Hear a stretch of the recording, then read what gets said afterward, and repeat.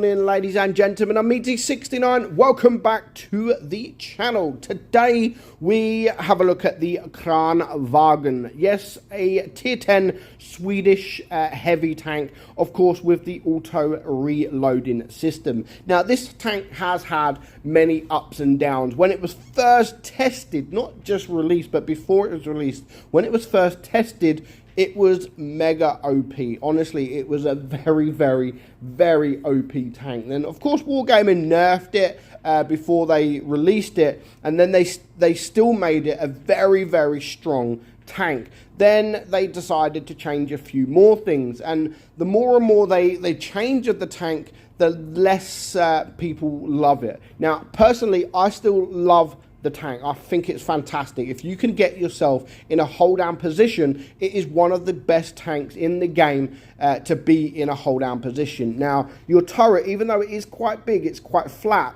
If you are hold down, it is very strong. So we're going to have a look at the stats, and then we're going to have a look at some games to see how it still plays on the battlefield. So the turret armor base is 225mm. So actually not a lot. If you think about it, it's not a lot at all, and most tier 10s have more penetration than that on their standard round. But yeah, if you're in a hold down position, it is very difficult to penetrate.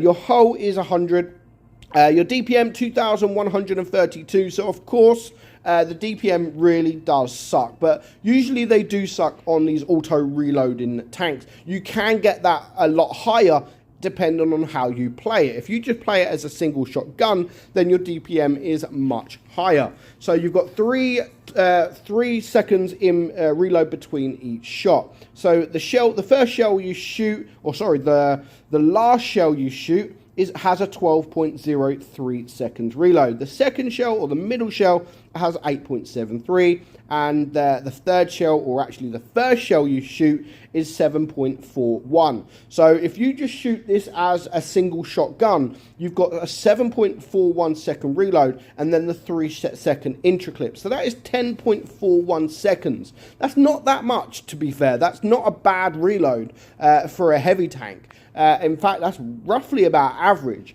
But of course, you do then have the option, if you can kill a player, then yeah, you're best off shooting the last 2 shells if you can take a tank out. But it's easy said than done. I say it all the time, try and play this tank as a single shot gun, but when there's a tank right in front of you and you've got shots, it's not easy to not shoot them, honestly. And I always say, if in an auto reloader, if you've got the shot, take it, because by the time you reloaded your shell, that shot might not be available. So if you do have a shot, then take it. Of course, when you have the reverse shell, you don't have it on this, where the last shell has a mega long reload, then yeah, that is slightly different, because you just cannot shoot that at any cost unless it kills an enemy tank, and then it's worth using that shell. So of course, you've got 3 shells in the magazine. Your penetration 266 on your APCR, 363 on your heat. We are running this with calibrated shells, and 66 on your HE. You do have a 400 alpha gun, 340 on your heat, and 515 on your HE. Aim time not great at 3.7, the same as the gun dispersion at 0.326. So it's not a camping tank at the back of the map. It's got 9 degrees of gun depression, which really will help on those ridge lines. You've also got a 34 kilometers an hour speed. Now, it's not quick, but you do have that speed boost, which I do like, which makes it go 40% quicker, 40% more on engine power, 5% to turn rate, and 5 kilometers quicker going forward, 10 going back. So 10 going back, that is actually a massive difference, and you really can feel that, especially if you do need to back up over a ridge or back through a ridge. If you're on a ridge and you take the shot and you need to get there quicker, then of course that 10 kilometers an hour really does help. So we've got 2 games, one from myself, probably not a good game. It's been a while. I can't even remember this game, to be fair. And then a game from someone else. So we're just going to fast forward it. Again, if you do use this tank on flat grounds, then it isn't a fantastic tank. I do admit it's not a great tank. I definitely wouldn't play it front line. It's not a front line tank, but it's not a tank to really go with your mediums. Yes, you can shoot 3 times. You've got the support of your mediums, but it really doesn't have the DPM or the speed to deal with those medium tanks. So it's definitely a tank to sit with your heavy tanks, but honestly, I wouldn't go front line. It's more of a support tank. And again, all depends on how you use that gun. If you use the autoloader as it is, now I didn't expect the Death Star to come at the side. But look here, I'm taking the shot. I've got the shot available, so I took it. If I would have waited for that reload, I wouldn't have had that shot available, which is why I did take that shot. So there's the Death Star. I could reload 3 shells here, but again, if he's going to come out, I'm going to take the shot. I have to. And I did. I managed to get away, and then I do get shot from the T-57. And I get a lucky bounce there. Now, that was a lucky bounce. There's no two ways about it. That was a lucky bounce. And if you are on flat ground like I am here, then almost everything should penetrate you. So I'm just going to back up now. He's on a reload. He's just about reloaded. So here is where I could use that speed boost to get out the way very quick. And I was intending to do that. As soon as this Super Conqueror come to support me, I'm like, you know, I'm not going to run away now. And luckily, we are going to manage to take care of that T-57. And then behind him, we do have the E4. So at the moment, I don't have any shell reloaded. I can actually take a shot. Now, God knows where that shell went. And it's a shame because that was my only shell reloaded. And again, I still play it like this. And if I got shots, I am only going to reload the 1 shell and to take that shot because I've got my team to support me. If I'm reloading, this Super Conqueror will probably be able to take that guy out before I've even reloaded. So of course, if I am in that situation where it is sort of a 6 versus 2 or a 6 versus 3, then regardless of what I have reloaded, I'm going to take that shot if I do have a shot. So here's the TVP bullying our E4. Of course, I do want to help him. Unfortunately, I couldn't, but I am going to get the kill. So 3.7k, you know, not too bad. Just an average game, really. I know I could do better than that. So let's see if this guy can do, this other replay can do a little bit better. Just a second class there, nothing too special. So next up, this is, we're already on nearly 8 minutes. So 5-minute game. We're going to fast forward it a little bit because you don't want to be sat around. So here he is in a platoon. So he's in a platoon with, sorry, where are we? So the Object 260. So it's 2 heavy tanks platooning. Now again, it doesn't matter how you, if you're playing in a platoon or anything like that.